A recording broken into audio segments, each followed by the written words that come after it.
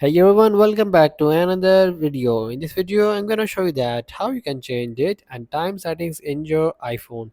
Simply, you just have to just follow some settings.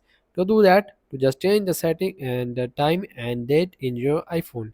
Simply just go to settings of your iPhone and simply just have to just go to date in main interface of your iPhone settings.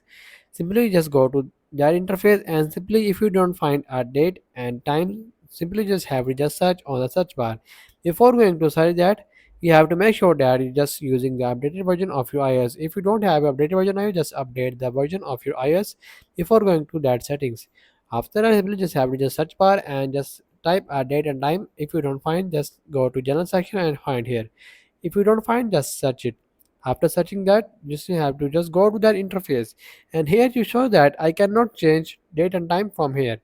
So you have to make sure that you just off that toggle set automatically. You just have to off it and see that I can change date and time now manually. Simply just change the time and date from tap on that and see that I can change the date from here and also change the time from here.